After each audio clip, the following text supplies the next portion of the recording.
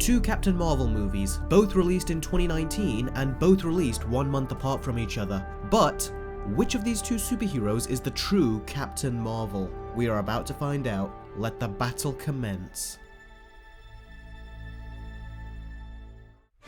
The story for Shazam opens with our main character, Billy Batson, who, through troublemaking techniques, tries to find the location to his mother, who he got separated from when he was a child. Meanwhile, a wizard who is reaching the end of his life chooses to pass his powers onto Billy Batson so he can use them to fight off evil and save the world from any potential threats. Being a 15-year-old kid, he of course uses the powers in many childish ways until he eventually experiences some very harsh life lessons and realizes just how much of a gift he has been given, which, up until this point, he has immaturely been using as a means to show off and get attention. So from here, he uses his powers to stop the evil Dr. Sivana so he can save his foster family and prevent the evil Doctor from accomplishing his goal. And the story for Captain Marvel is that our main character, Carol Danvers, has lost her memory. She has been taken in and trained with a race called the Kree, and as well as training her to control her powers and keep her emotions in check, even though she barely has more than one emotion, she is partaking in this intergalactic war that the Kree have with another race called the Skrulls. During their battle, she gets captured by the Skrulls who try to gain access to her memories.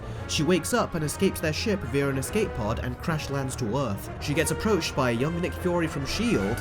Yeah, I'm not making any mistakes here. S.H.I.E.L.D. is actually fully established in this movie as S.H.I.E.L.D., even though in the first Iron Man movie, which takes place about a decade later, they keep using the longer version of the name, and they constantly make a point in saying that they are coming up with a shorter version of the name, which by the end of the movie concluded with this. You'll be hearing from us. From the strategic homeland and Just call us S.H.I.E.L.D.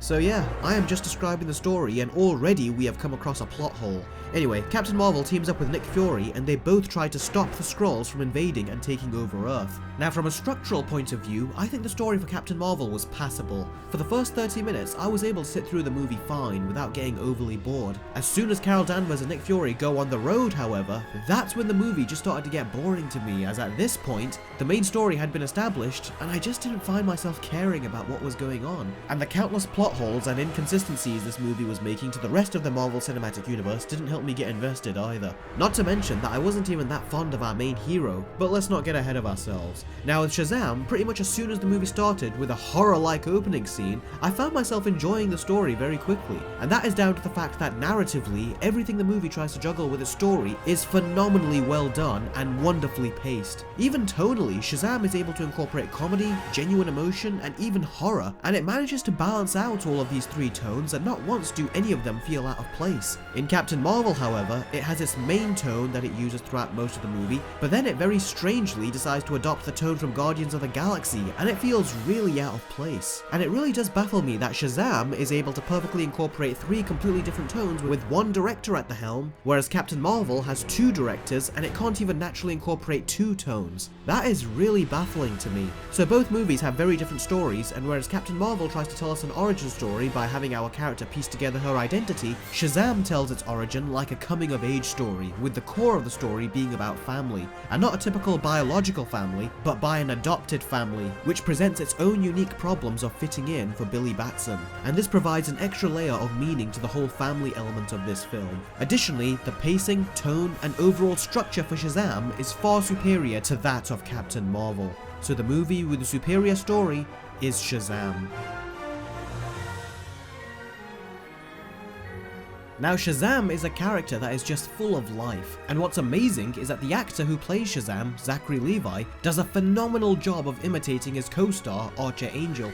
Even though we have two different actors playing the same role, I honestly felt like I was watching the same person. Interestingly, however, the movie actually gives Shazam all the funny scenes and it gives Billy Batson all the emotional scenes, and both actors pull off both sides to this character extremely well. Anytime Billy Batson is dealing with the emotional baggage of searching for his mother, I always felt for him and I was always rooting for him, and the fact that he firmly believes his mother is out there is one of the reasons he hasn't fully embraced his foster family, and this feeds into his character arc throughout the majority of the film, and it is beautifully conveyed. Now it's time to talk about Carol Danvers, and the word that always keeps coming to me when I think of her character or even see her character is dull. Her expressions is dull, the way she delivers her lines is dull, the way she tells jokes is dull, the way she poses is dull, even her tone of voice is so dull. and whenever she smiled, it came off as insincere. Now believe it or not, but I am actually going to give Brie Larson a huge compliment. Now I have not seen any of her previous movies. The only film I saw her in was Kong Skull Island, and she was very unmemorable in that film. Although I do hear that she is very good in a film called Room. Now I have not seen this film, but I have been told that she can act, and I'm going to second that. I believe she can act. She just wasn't acting well in this film. But in the mid-credit scene that took a scene from Avengers Endgame, she had a few seconds of screen time, and in that few seconds, she delivered a much better and more genuine performance than she did in the entirety of her own film. And that is because the Russo brothers directed her in that scene, and they know how to get the perfect performance out of their actors. And it just goes to show, when you don't try to limit an actor's range by writing and directing them as a strong feminist character, then they are able to let loose and deliver a proper human emotion. So I'm not giving her my blessings, as most of the footage we see of her in Endgame trailers is noticeably lifeless, but I trust that the Russo brothers will be able to pull a great performance out of Brie Larson.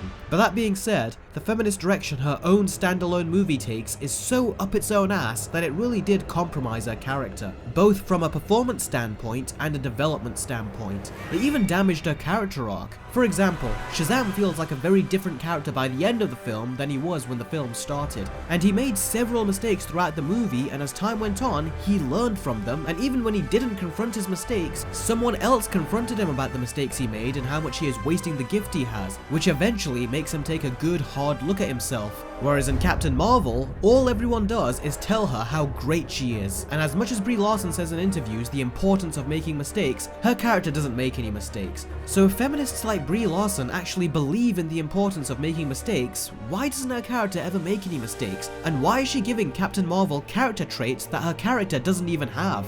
That's what you call false advertising, and it just makes her come off as a fake. The character of Carol Danvers is just dull, lifeless, and devoid of weakness and vulnerability, and as a result, instead of watching an actual character on the big screen, it felt like I was just watching someone's ego instead.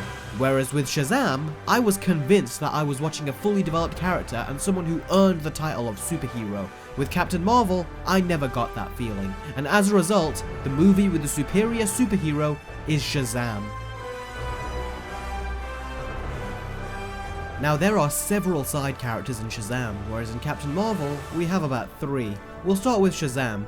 Now the little girl I initially thought was going to be a problem because her first couple of lines felt very unlike what a kid her age would say, but pretty much immediately after her first couple of lines, she became a cute and innocent little girl who acted her age, even to the point where she gets manipulated into keeping a secret for her brothers. As a matter of fact, when they tell her that if she keeps Billy's secret that he's Shazam, then that means she is a good sister. That is a form of manipulation tactics that kids would actually use if they didn't want their younger sibling to rat them out. I should know because this movie actually made me remember that I did this to my younger sister about 20 years ago when I was a kid. So really, I can't stress enough how great these kid characters are, and the kid actors who are portraying them all do an excellent job, and you really can't help but adore this family, and they act like real people. And that is something this movie as a whole does so well, is that the characters feel very human, and they don't come off as kids who are written for a movie. The odd time here and there they do, but most of the time they don't. Now the only 3 real side characters in Captain Marvel is Carol Danvers' longtime friend and her daughter, and of course, Nick Fury.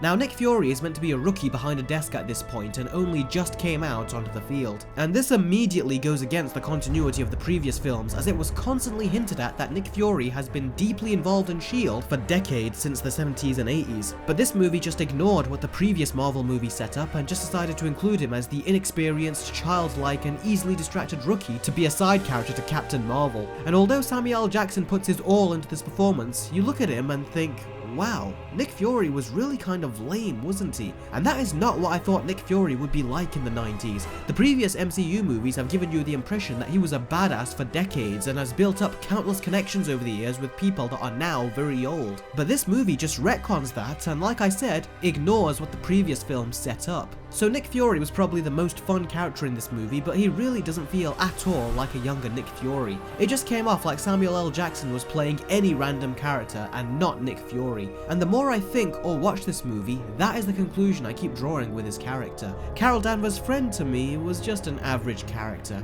I was just bored by her. I said this in my previous Captain Marvel and Wonder Woman versus video. It feels like the movie is trying to endear you to these two's friendship, but I honestly feel like I've seen so much better friendships before, and this one just came off as flat to me. The final side character is the daughter, and oh my god. If you have seen The Flash season 5, you will see that there is a little girl who gives her uncle parenting advice, and the way she delivered it was so clearly scripted by an adult. And believe it or not, but they do the exact same thing in Captain Marvel. And when a child actor is handed dialogue by the language that an adult speaks, it is so obvious, and it completely deprives them of the innocence that they naturally inhabit. And what is this adult dialogue? Well, she actually tells her mother to go fight and save the world with Captain Marvel, and that she should do this because she should think about setting a good example for her daughter. Now, any normal and well-written child would be terrified of the notion that her one and only parent will go to battle and possibly never come back. Or even if her mother does come back, she would still be afraid of being home without her mum. That's what kids usually feel, and in Shazam, when Billy Batson sacrifices himself to Dr. Savannah, the little girl is upset and tells him not to go,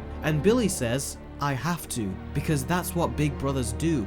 Not only was this an emotional scene, but it showed just how much Billy had grown as a character. But in this movie, and in the name of female empowerment, the daughter actually wanted her mother to go and said that it's better than sitting here watching Fresh Prince with your daughter. You should think of setting a good example for your daughter. It was so corny, and it really took me out of the movie. The message of female empowerment was just so heavy-handed that even the little girl is devoid of any childlike emotions. And that is a big problem to me, especially when you compare it to the kids in Shazam, who, like I said, are 100% down to earth and fully showcase the correct emotions for kids their age. And they are not used as props to make the main superhero look good. They are treated as actual characters. They each have their own levels of development, and they are very likable. The whole family is likable. So is the foster parents. I mean, I can't even remember a movie where I saw the foster parents being good people. So Shazam actually treats his side characters like normal human beings who look at their new foster sibling as a member of the family, whereas Captain Marvel uses side characters to spew social justice propaganda rather than treating them as well-developed characters. So the movie with the far superior side characters is Shazam. Now, I am not going to act like the action in Shazam is so awesome, because it isn't. It's great for what it is, and it perfectly manages to illustrate how a kid with superpowers would handle his first fights against a supervillain, but nothing about it is as good as the action from, say, Aquaman or Man of Steel. It's certainly a lot of fun, and for David Sandberg's first action movie, he has done a damn good job, but there is nothing really impressive or overly creative with the choreography of the fights. So although the action in Shazam isn't great, it is still very enjoyable, and filled with plenty of laughs that don't distract from the tone the action scenes are trying to convey. And the action in Captain Marvel starts out with potential, but unfortunately, its execution is very dull, dark, and is all round very mundane, especially when compared to the action in the rest of the Marvel Cinematic Universe. I mean, even Ant-Man and the Wasp did a much better job with this action than Captain Marvel. In Captain Marvel, the action wasn't memorable. I didn't even find it entertaining. It was watchable, but that's about it. When she fully unleashes her powers, I was expecting it to be so cool, and it sort of was, but the scene started and pretty much finished in no time, and somehow, I still wasn't sold on her being the most powerful of the Avengers. This fight should have given me that education as to how strong Captain Marvel is, and I felt underwhelmed. I genuinely was unimpressed with the action in this movie. One of the things I really loved about the action in Shazam, however, is that it actually showcases a lot of character, and at one point, much like a kid, Shazam decides to run away from a fight, and that made room for a lot of smart and funny comedy, and it even led to a reference to the movie Big, which didn't overstay its welcome, and it led to a great literal punchline. And the action was all round very fun and very nicely shot, whereas in Captain Marvel, everything about it was just boring, mundane, and uninspired. I mean, I can pick from older comic book movies from 10 to 20 years ago, and the action in those is far more entertaining and well thought out than the action in Captain Marvel. That's how disappointing and unsatisfied I was. So the movie with the superior action is Shazam. So when you get down to it, Shazam is a very fun movie that feels like DC's version of a more lighthearted character, rather than just a copy of Marvel's more lighthearted characters. And after Wonder Woman, Aquaman, and now Shazam, I really am looking forward to what DC releases in the coming years, as Warner Brothers now seem to be taking a back seat and letting talented filmmakers have full control over these characters. And like any effective origin story, when I finished watching Shazam, I felt like I really got to know this character. With Captain Marvel, I watched a 2-hour movie, and by the end of it, I knew nothing about the character of Carol Danvers that I didn't know already, and my knowledge going in was very little. And on that basis alone, Captain Marvel completely failed at what it was supposed to be, an origin for the most powerful hero in the MCU, and the movie didn't even convincingly illustrate the full extent of her strength. As far as I'm concerned, I would say the strongest Avenger is still Thor. By the end of the movie, I was told that she is the most powerful superhero, but I wasn't shown it, and that's the best way to sum up this entire movie. You are constantly being told how important Captain Marvel is, how great she is, how strong she is, but in the end, I didn't see any of it. It's time for the scores. Shazam gets an 8 out of 10, and Captain Marvel gets a below average 4. However, when you take into account all the plot holes and inconsistencies this one movie has made throughout the entire MCU, as well as the out-of-character Nick Fury and the downright inexcusable use of Goose the Cat, my score has gone down to a 1 out of 10. Captain Marvel is a below average movie on its own, but when you factor in how it connects to the other movies, it completely fails. And it also made a mockery of my #1 favourite movie in the MCU, and I cannot forgive it for that. And another reason I believe Captain Marvel has severely suffered is because it was made with the intention of being a feminist movie. Now, whenever a movie is declared as being a feminist movie, I immediately know that the female characters, particularly the main one, is going to be either boring or straight up bad. And at this point, some people usually tell me, so what if this is a feminist movie? The character can still be just as good as any of the other popular characters out there. You need to see it before you start judging it. And my answer to that is, no, I don't. When a writer goes in with the intention of making a feminist movie, then that means that the women of the movie are going to be the feminists' version of empowered. That means overly serious, stiff body language and facial expressions, which results in no personality, and a couple of small, microscopic flaws just so they can give you the illusion that she is a complex character when really, she isn't. Because at most, those flaws will only be touched on. They won't be explored and put into focus because that will take away from her empowerment. That's what happens when a writer and director apply the word feminist to their movie and characters. They become less human, more arrogant, more full of themselves, and more like Terminators. And if Terminator 2 has taught us anything, is that even a Terminator needed to be more human in order to become a more likable and interesting character. And the proof is in the movies. Just look at all the other female characters in and outside of the MCU. They have been praised and universally loved by fans because they are humble, down to earth, and have this very graceful presence to them while still being a complete badass. Something that Captain Marvel completely lacks. So feminism and movies don't go together. All it does is cripple the character's ability to have depth, and consequentially, they are not able to reach their full potential.